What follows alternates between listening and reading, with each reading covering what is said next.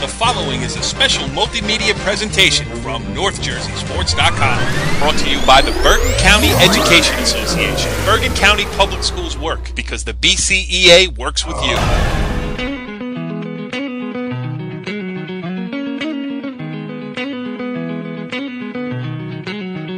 Back on the Wrestling Show, NorthJerseySports.com's original multimedia series talking all things North Jersey wrestling, and we have a lot to A, catch up on, and B, talk about as the BCCA George Jockish holiday tournament concluded on Sunday. And after a quick holiday hiatus, I was out of town. I had to lean on the guys that I have with me tonight. I am Corey Doviak, and I am going to say this. I am the co-host of the show, and I'm being joined by the real host, Kenny Sarajian. Kenny, what's going on? Hey. It's just a great weekend. We're getting ready for New Year's, but Donnie and I and Tom and Rick spent a great weekend of wrestling. I'm exhausted, but I'll tell you, when people are done listening to this show, if they don't understand how tough wrestling is and how great the kids we have in Bergen County are, I don't know what, I mean, I'm just so impressed with all our kids. I was so impressed with all the wrestling. It was me back in the saddle helping out Valley because Tommy had the baby. And I just had a blast. It was a great weekend. Yes, so let's set that up. Well, first of all, the Pope of Bergen County Wrestling is with us, Donnie Spataro, the assistant coach of Bergen Catholic. What's going on, Donnie? Not much. Packing the suitcase as we speak right now. Where you headed? Leaving from Minnesota tomorrow morning, 8:30 flight for the Clash. Wow. Hey, you got your long underwear packed? Many pair. All right, so the other two guys who are usually with us, Rick Babbitts, the Northern Highlands head coach, unavailable, unfortunately, today.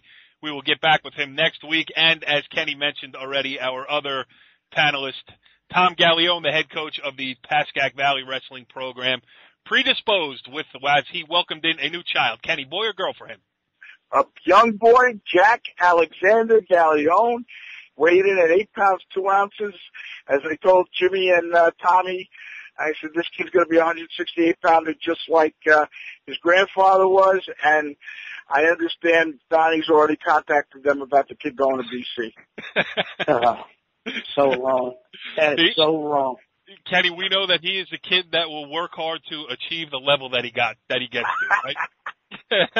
All right, so Tommy and Rick will miss you this week, but hey, we got no time to stop. But when I said that Kenny did a lot of heavy lifting this week, I mean it, because he was filling in for Tommy on the mats, coaching the PV kids out of retirement, but also because I was away. I was up in Vermont for a couple of days. I wasn't able to make the tournament. Kenny did double duty, and he got some great interviews that we're going to play along the way here with some of the champions and some interesting people who are hanging around the mats. But let's talk about the tournament as a whole first. Donnie, Bergen Catholic, you guys have it rolling. Second straight team championship. It was over after the first night. You guys went 34-1 on the first day of the tournament. 5 champions, 13 medalists. So, no better guy to have on here than you. Just talk about Bergen Catholic. After the Beast, then the BCCA, now heading out to the Clash or wherever you're going right after this. How about getting that done and moving forward?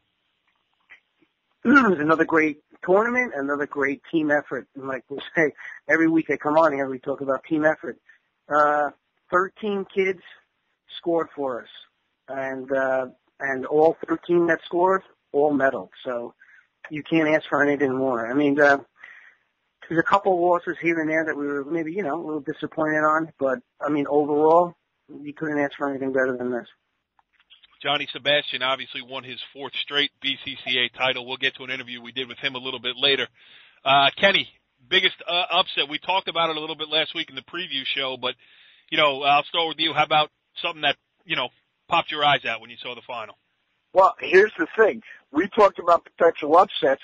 No one picked this one. I mean, we'll talk about this first. We had Anthony Rubinetti of Denmark. And, Donnie and I have seen him in our district for a couple of years when Donnie was back with us in District 8.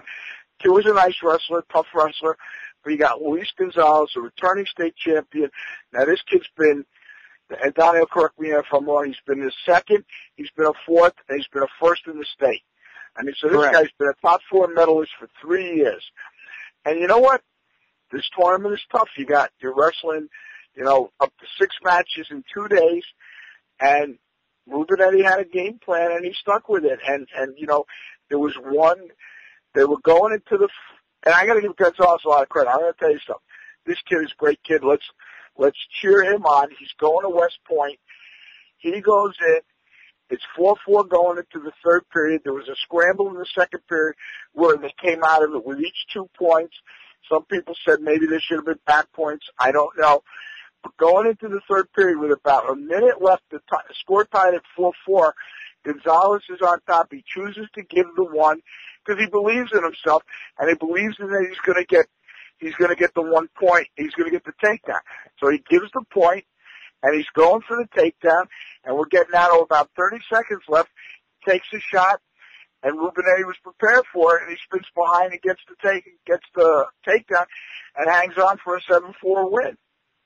Yeah, crazy result there. And well, first of all, let's do this. Kenny, we haven't broken this one out all year yet.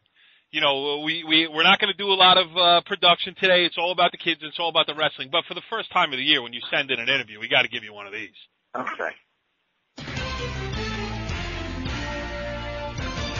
Spanning North Jersey, kicking over every rock, rolling up every mountain, and using his press pass to bypass every entry fee to bring you the most up-to-date information of any internet show solely devoted to local high school wrestling. This is On Location with Ken Sarajian. Did you hear that? No, we didn't hear anything. All right, but it played. It was the Kenny Sarajian sounder of Kenny Sarajian On Location. And you did a great job here catching up with Rubenetti right after the match. I mean, the emotion was still raw, as you mentioned. Do you want to set up this interview? Yeah, you know what the funny thing was? The kid, he jumps into the coach's arms. He goes kissing his mother and father. Everybody's hugging him. And the coach, DiPiano, is a great guy from Denver. And I said, hey, look, I want him on a show. He goes, get him right now. And the kid's father was there. And we had a really nice moment with the father and the son. And you can hear what he said. Go ahead. Okay, I'm standing here with Anthony Rubenetti and his dad. What's his dad's name? Frank. Frank Rubenetti. Congratulations. Northern Valley Demarest, champion at 120 pounds, just defeated returning state champ Luis Gonzalez with a takedown in the last 10 seconds, 7-4. Anthony, give me the raw emotion. I've been working so hard, and my coaches are great. My strength trainer, he's amazing. And I just can't be any happier right now. This is amazing. What was the strategy? Well, going to the match, I knew it was going to be tough. I knew the caliber of a wrestler that he was, and I really knew mentally I had to step up my game. And it was just a mixture of my strength that I've been working on, and my technique, and just my mental strength. And what's the key to your technique? What makes you I can't give all my secrets away. All right, that's fine. That's fair, Anthony. What do you think about, part of Northern Valley Demarest and what this means as a public school kid and all that? I don't know. I'm speechless. Okay. It's so Let me great. ask Dad. How you feel, Dad? Oh, it's great. Where did he get his wrestling background from? I don't know. I wrestled only 1 year. Where'd you wrestle? I wrestled in Bergenfield, but before high school. I didn't wrestle in high school. That's fantastic. All right, but anyway, That's right. He had nothing to lose today. Well, Anthony, hopefully maybe we'll be able to say something special about being an outstanding wrestler, too, for the tournament. That'd be great. You're only a junior, right? Yes. And this is just the first step of Yes, a long it is. year. Exactly. Thank Great job. Thank you. Congratulations. Thank you. Thank you. Kenny, well done. When the kid, he was literally speechless. Sometimes kids say that when they don't, they're nervous or whatever. He was just caught up in the moment of that whole thing. He gave you, there was an interesting in the beginning of it that I don't know if people are able to hear because I'm not as technically astute, but he talked about his strength coach and his coaches. This kid's really worked on building his strength up at being a 120-pounder and having the strength to do what he's got to do. So, kid was a great kid. You heard what he said. And like I said, there was a great little story, not little story. He was not only the outstanding wrestler, and he was also athlete of the week in the record today. And Greg Shooter wrote a nice story about how his mother originally went to sign him up for basketball. And if I screw this up, I'm sorry. His mother went to sign him up for basketball, and they did the form wrong, and he ended up having to wrestle. And his whole life was changed because of that. So, I mean, what a great story, what a great thing, and what a really nice kid. So, good for him. And moving on to some of the other ones. Hey, Donnie, let's talk about some of the bouts that you really saw close up. I mean, the Adriano Lipari bout, overtime. Tell us a little bit about that. That's your guy against the kid from Glen Rock, Satterbrook. Yeah, I mean, you had Adriano. He was a state medalist 3 years ago, going against Pete Lipari, who medaled last year. And Adriano actually upset another state medalist in the semis, Mark Mastapietro. So that weight class is pretty crowded, and it was still minus one of the region champs there, Sam Cowley from Don Bosco. So the weight class is pretty loaded. But, you know, it was just a classic match. It was a cat and mouse match back and forth. It looked like both guys were willing to commit a lot on offense. I guess they were waiting for each other, for someone to make a mistake. And, you know, I think Pete also, it's his first tournament and he's new to this area. I don't want to say he looked a little nervous, but I think he was in the beginning. And, as each match went on, he got more comfortable as the tournament went on. But, you know, he's around new surroundings. The tournament was new to him. You know, he's from, the Sussex County area, so he just had to get used to the surroundings for a little bit. I thought Adriano did a great job. It went to the 2 30-second overtimes. And Adriano, giving him a shout-out, too, he's at 99 matches. So his next win will be his 100th, and he's a great kid who's had a very nice career so far. Donnie, you want to talk about, well, before I give you one, let me ask you this, Donnie. In all the matches in the finals, excluding now Gonzalez or Rubinetti, which one excited you the most? Believe it or not, it's a 285 match. We had Conor O'Brien, who's basically a 195 pounder. He was out for a couple days, and you know,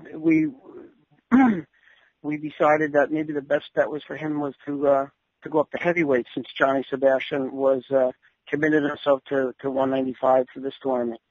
So he actually had to drink some water, eat a little more to actually get over the weight limit. I mean, I think the morning weigh-in for Saturday, maybe he was close to 200, maybe he got up to 198, but I mean, still he was giving up a tremendous amount of weight being in that weight class. But he's just a really good athlete. And we knew with his seeding criteria from last year, being a district champ and a region quarterfinals, that he could possibly get seeded, you know, pretty high in that weight class. Just again, you don't know who's going to show up that day, you know, who's there, who's not there. But he wound up getting the second seed, and sure enough, he made it to the finals. And I mean, he basically had that match won till, I say, what was it, about 2 seconds left when he got taken down? It was 2 seconds. Yeah, it was right 2 seconds. I mean, I think everyone was just holding on to their breath to the final second. So it was a great match. It was entertaining. I agree with you. Now, Wilkins is very strong. I mean, this kid is going to play Division I football. He's rock solid. And O'Brien had a nice strategy, but I want to give Wilkins a lot of credit because he kept his cool. He kept working, but boy, the kid O'Brien didn't back down 1 inch. Some guys will stay away. He was putting his nose right in there, and Wilkins, Wilkins was legit. He's second in beast in the East. I mean, what a great kid, and it was a great bout. And that, you know what, next to the Rubinetti and Gonzalez match, that might have been the most exciting match of the night. One thing we did catch up with one of the great, another guy who had some great bouts in Bergen County history, and that's Pete Gutaghetsis. Pete was a wrestler for Bergenfield. He placed third in the state his senior year. One of the best all-time region final matches. I saw him wrestle with Timmy Doherty of Bergen Catholic. It was a war. Both kids were out of injury timeouts. They just beat the crap out of each other for 6 minutes. And Pete ended up on top and went on to place third in the state. He's become a successful college wrestler. He was an All-American for Montclair State. He coached at Montclair State. He's been a big financial supporter of Bergen County Wrestling. He's helping bring back Montclair State Wrestling. And I caught up with him.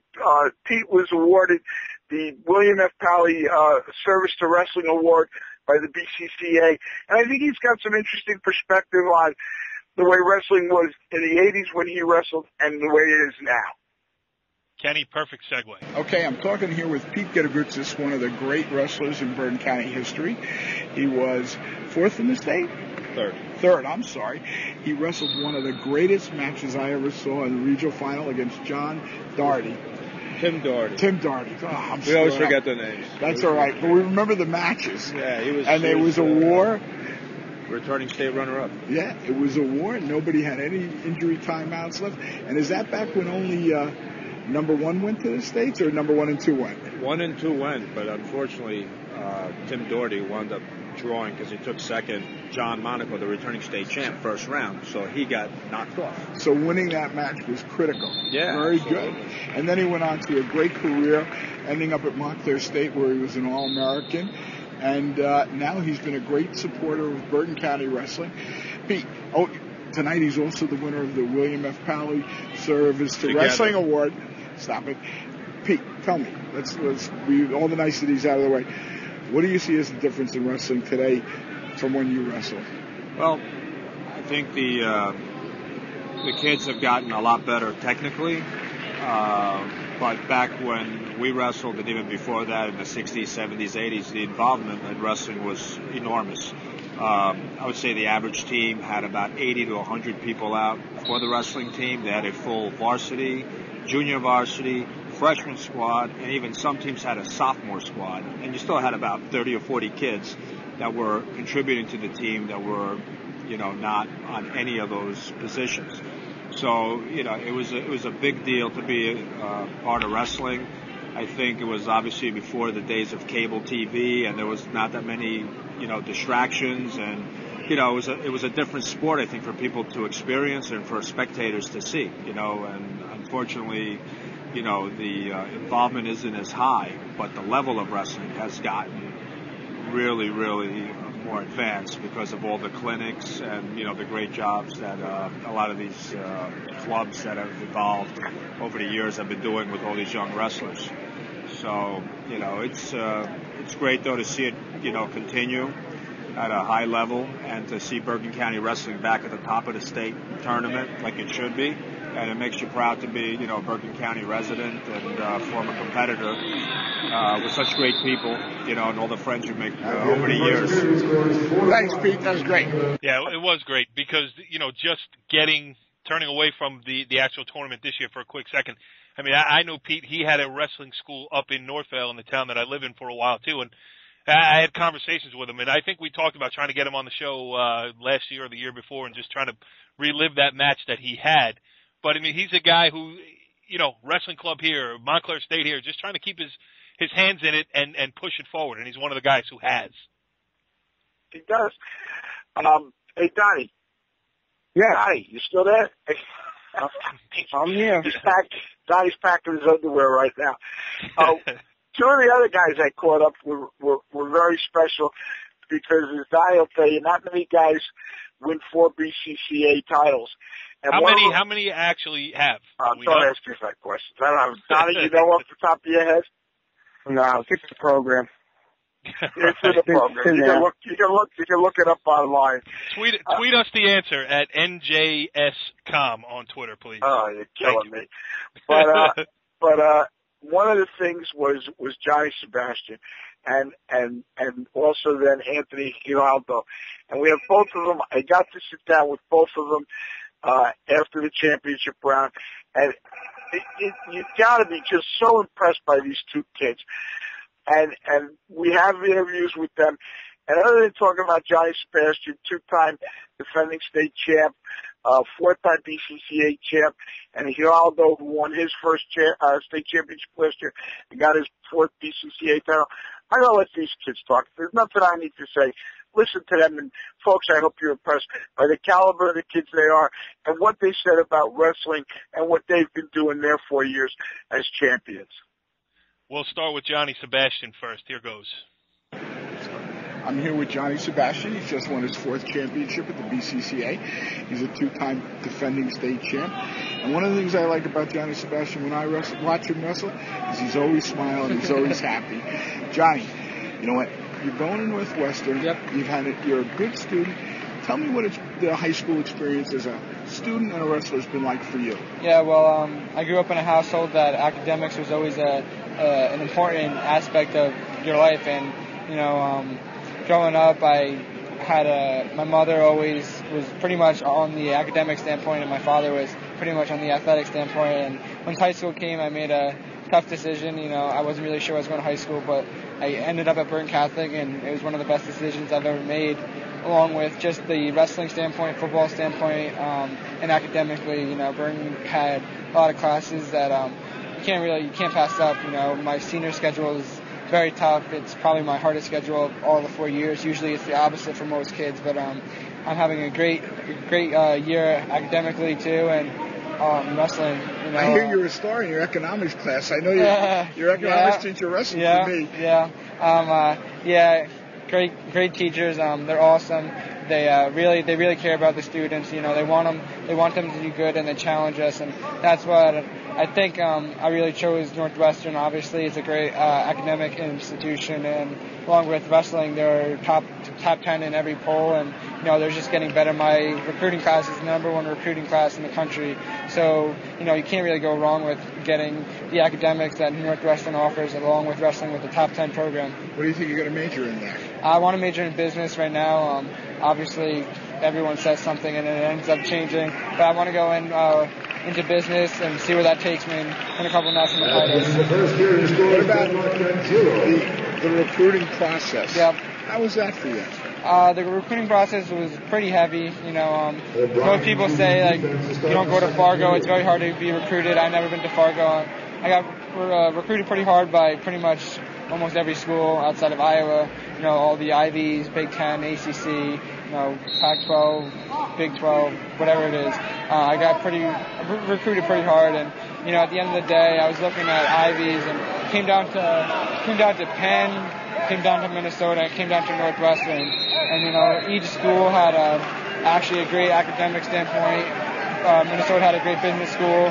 Penn obviously has Wharton, and I'm not sure Northwestern's business school, but they're all great business schools. What I'm trying to say, and it just came down to wherever I felt, and Northwestern. I love the coaches. The coaches are great, and they're doing great things. They're transforming their program, and they're really doing a great job. And academically, it's an awesome experience. So I'm excited to go out there. Going out there in July, I want to take a class and train with the guys there. Get used to the program. Yeah, get used to the program, and then I'll pretty much have June and August off, and I'll leave midway September, and I'll get to knock off some credits in July, and then kind of get used to the college feel. You made a great point about Fargo. Yeah. In today's world, there's no secrets about good wrestlers, right? It's with the technology there is today in videos, Flow Wrestling. I don't know how many videos Flow Wrestling has, but it's if you're good, not if you're good, if you're talented and you have potential, especially with all the different recruiting websites there are, locally a lot of people use Webstar Recruits, which is an awesome website. That's a nice promo for him. Yeah, well, no, but it is, though. I signed up there, and, Ohio State was able to contact me from there. He's got some ties, so he's got experiences, and, everyone has, today's world, it's very easy to get yourself out there. If they're not coming to you, you just got to make some calls, and, because they don't know about you, they'll find out sooner or later, so it's always important to start the recruiting process as early as you can. You're a great kid. Congratulations. Thank you very much. Good luck the rest of the way, Thank Johnny. you very much. Appreciate it. Thank you. Johnny Sebastian, a favorite here on the wrestling show, and it's not hard to see why. I mean, he's just, Kenny, that wasn't really an interview. You just walked up to John Sebastian and had a conversation with him. He is an impressive young man, and credit goes to him. And he gave a very interesting answer about his mother. Everybody knows his dad, how Donnie wrestled when his dad wrestled. I coached against his dad when his dad was a wrestler.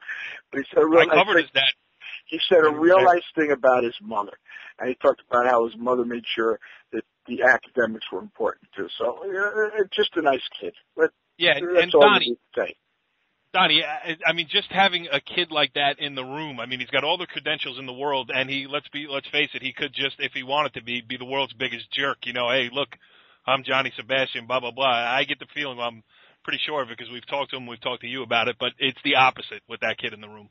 Total opposite. I mean, great leader, leads by example. He doesn't have to be loud at all. Like Kenny said, always has a smile on his face, always positive. It's almost at times like having another coach in the room. He's that knowledgeable about the sport, and he's very mature for his age. And you know what, Donnie, I'm going to interrupt you here. There's one thing, and we've been there at BC for the regional workouts the last couple of years.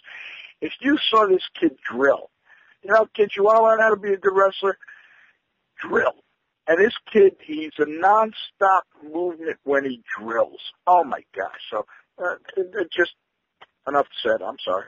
There we go. Yeah, another 4-time BCCA title winner. And, Kenny, we set up the interview, and then we got into the Johnny Sebastian tangent, which we always go off on a tangent talking about him because, you know, wrestlers like that only come around so often in Bergen County. But another one is Anthony Giraldo.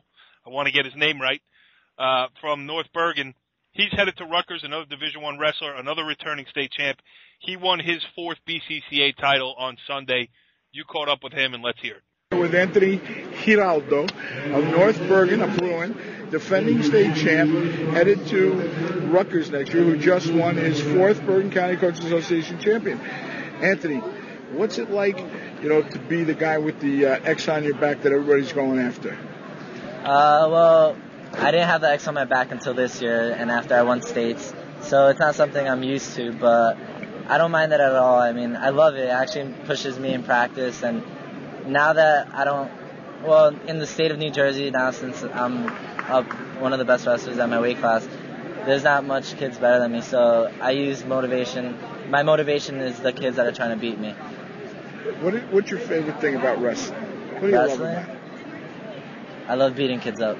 Oh, that's good. I love it. In practice, I love breaking kids. I love trying to break kids in practice. I love getting better and accomplishing my goals. It feels great. What do you need to do now, between now and March 9th, to be ready for the second round? I need to do everything I can every single day, every single minute of every day. What's your training routine better. like? My training routine? For young kids who want to be Anthony Giraldo. I think about wrestling every second of my life. Whenever I get the chance, I just pump out as many push-ups as I can, as many pull-ups as I can. Every opportunity I get to practice, I go to practice. Every time I have a meal or I put anything in my mouth, I make sure it's something that'll help me get better. Everything, you just have to look at it as, will this make me better? I try to follow the best guys in my weight class. I try to follow them to practice and train with them. It's just everything you have to do has to be to get better. Hey, congratulations. You're a special kid. Good luck, huh? Thank you. Yeah, my apologies for burping midway through the interview, but I was engrossed in it. I forgot where I was. I'm on the wrestling show here, and Kenny, he likes beating people up. And if there's one thing, Donnie, that Anthony Giraldo and I have in common is that we like to do push-ups throughout the day. You know, I mean, I like to work on my pecs too. You know what you left out too? He won the Beast of the East last week also. So. Gee, I forgot that. I tell you, if you met this kid on the street, you would not know that he is the outstanding wrestler that he is. He's just such a nice, calm, pleasant kid. And this is the theme, and, you know, I know we're a sports show, and I know I'm a sentimental old man, but I'm just so impressed with the caliber of the type of people these kids are. And we have 2 more coming up that we caught up with. One is Joey Travato. Now, Joey Travato is a favorite of mine. He wrestles for Steve Class over at Paramus, and he's a 138-pounder, and he won. Again, is it his second championship? I'm sorry, people, I'm not a professional, but Joey Travato is a great wrestler. We can run that tape, and also another kid from Don Bosco who's a junior who placed 5th in the state. Oh, Joey placed 5th in the state last year, and then we have Luke Farinaro of Don Bosco, who also placed 5th in the state last year and won his second BCCA championship. So, what's your name, Corey? Can you run that for us? Let's do it. Joey Travato first. Here we go. Okay, I'm standing here with Joe Travato of Paramus, the 138-pound champion at the BCCA tournament. How's it feel? It's great. Be back at the top after 4th last year. It just feels great to be back at the top again. Okay, so now you're a returning state fifth, correct? Did I get that right? And you're on a mission. Tell me about your mission. I just want to keep working hard, keep getting better in the room every day, keep wrestling tough, and be a state champion. What makes Paramus wrestling special? I think our mental toughness, I think we train harder or just as hard as everybody in the state. There's nobody who's tougher than us. Just the mentality we have. What's it like to wrestle? You know, you had 5 matches in really a less than a 36-hour period. What does it take out of you to do that? What's the challenges there? I think it's not really too much of a challenge to wrestle matches. I mean, as long as you're down in weight, make the weight, just go out there, wrestle hard, and everything else will plan out for itself. What's your favorite part of wrestling? I think, like, moves-wise. Whatever. What do you like most about wrestling? I think getting your hand raised at the end of the match. That's a good thing. Joe, congratulations. Thank Hopefully, you. we do this again after a state championship, Yeah. right? Is that a deal? Yeah. Good, Joe. Thank you. Good stuff there, Kenny. And you know what? The one thing that pops into my mind here is the discipline of wrestling. I mean, to be a good wrestler with the weight cutting or however, all that goes into it, and the physical toughness that you have to do it. Like you said, these kids are good kids because they're disciplined. You know what I mean? These are not kids who are out running around because it comes back to cost you on the wrestling mat. And if you want to be a good wrestler, you got to be at it 24 hours a day, 7 days a week. Yeah, you know, there's no shortcut because you take 12 hours off and gain 5 pounds and, you know, mess something up. It doesn't do well. So if you're focused on being a good wrestler, I think that goes along with being a mature and well-disciplined high school student. Well, let's go to Donnie. Hey, Donnie, talk about it. Yeah. You know, we saw how many teams don't have full lineups, and talk about, you know, the wrestling level is higher. This is what Pete was talking about. Talk about what these kids go through and the discipline. Look at what your kids do. Look at the kids that you know. I mean, Donnie, you know everybody in the state. Tell us about how special the wrestlers are these days and what it takes to be a champion. Well, I mean, wrestling today is almost 365, 24/7. I mean, you're living the real good kids are living it, they're breathing it. Anywhere from special weight trainers down to nutritionists, down to who their private club coaches are, who they wrestle for in the summer. I mean, it just goes on and on. A lot of traveling now. Wrestling's totally changed from years ago. But the amount of time that some of these kids put in is unbelievable. I mean, hours a day with technique, hours a day with strength training, you know, watching their diets, watching their nutrition. It's just it's a full-time job for some of these kids. Plus, throw in academics in school, and it's tough. It's a tough sport. It's not for everybody, this sport. Yep. I think nutrition has become a more dominant factor these days, and I think the kids are smarter about the weight than they were back in my day or Donnie's day.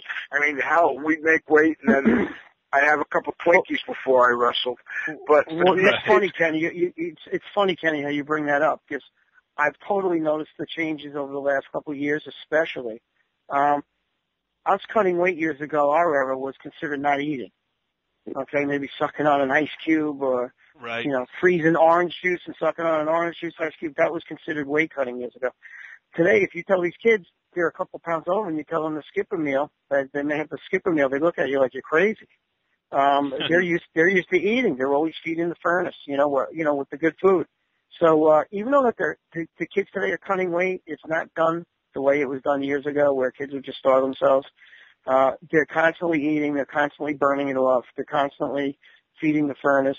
And they realize how important nutrition is today, that, you know, not eating or eating junk food after a weigh-in. I mean, I see kids today, they have their whole meal laid out of what they're going to eat after weigh-ins, what sports drink, what protein shake, what type of hydration recovery drink they have. I mean, it's almost down to a science today. It's unbelievable just to watch it.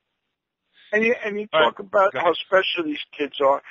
These kids, even just in our sport, while other kids are going snowboarding yesterday, our kids are working out.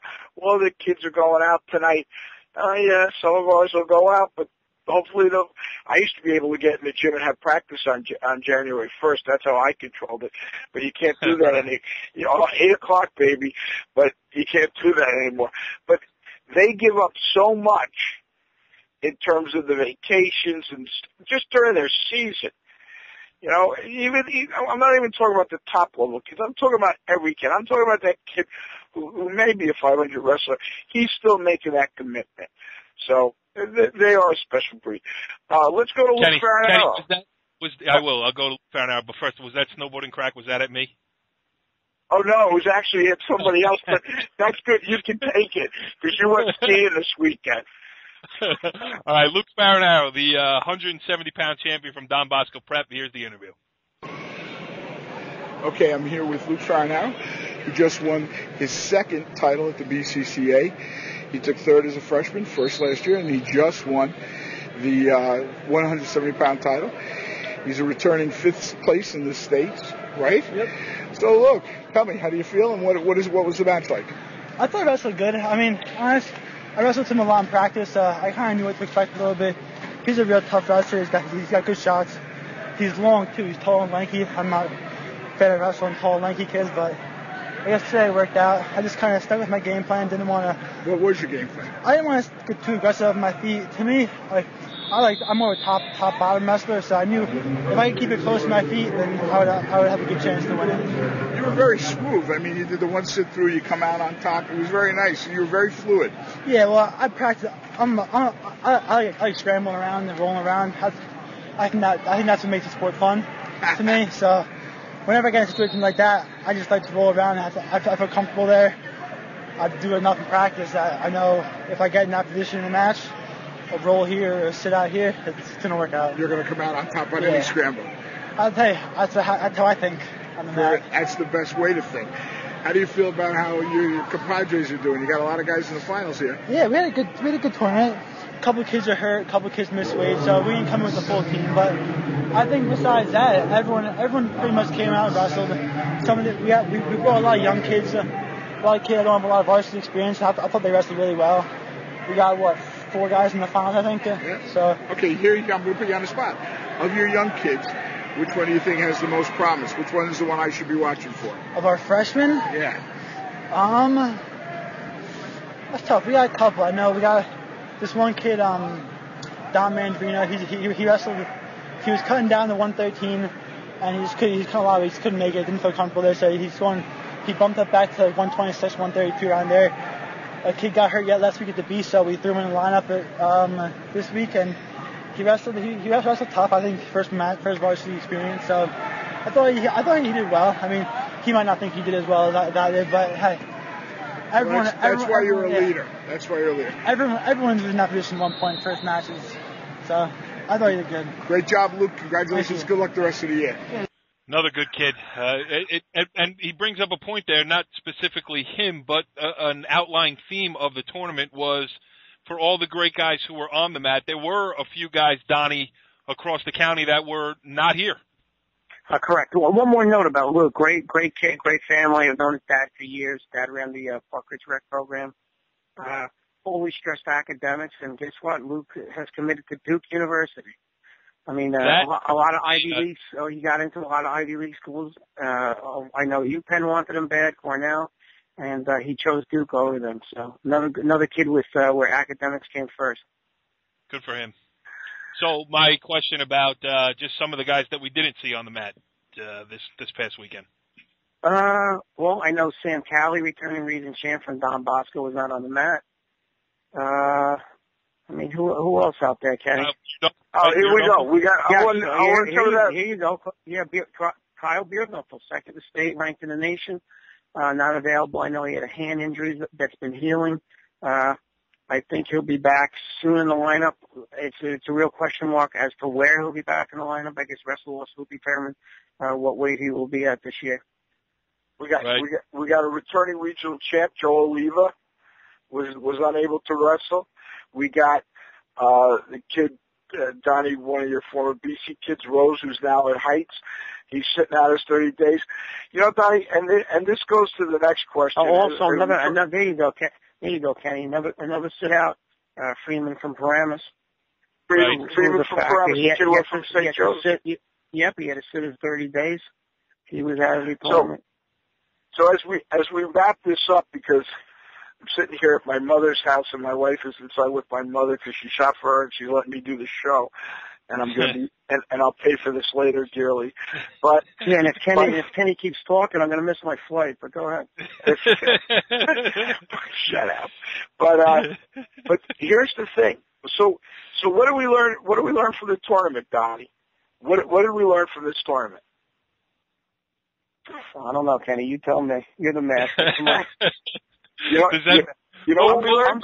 I'm still grasshopper next to you, Kenny. Go ahead. I'll tell you what we learned. We learned that we don't know anything. We learned that there was a lot of great wrestling. You know, I got one quick story I got to tell.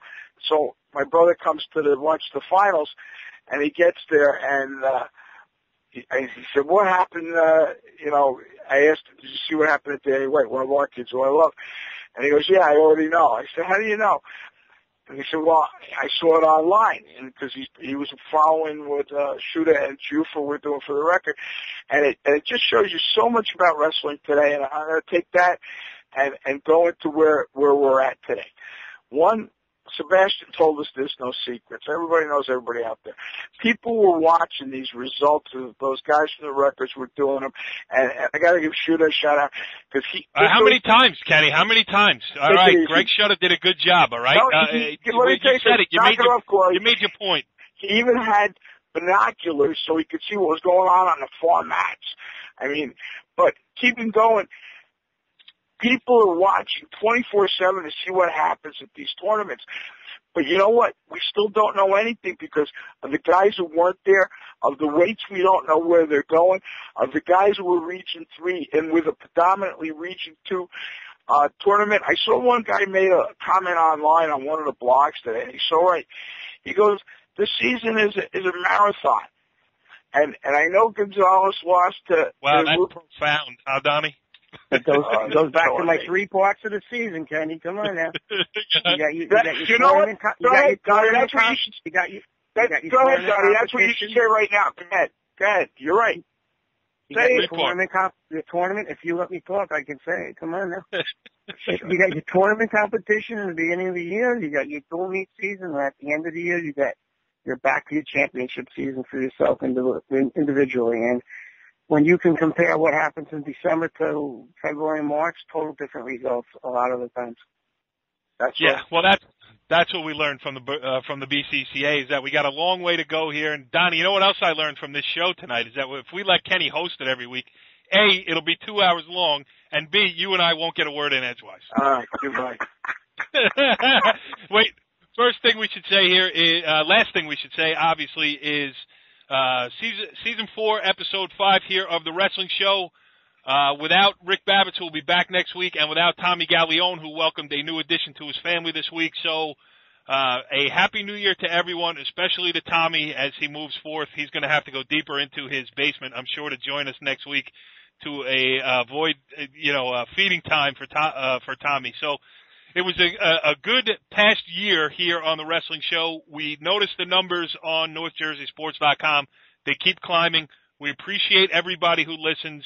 And, Kenny, maybe one day we'll be as good as Greg Shuda and the record. Don't be nice. Come on. Follow the leader.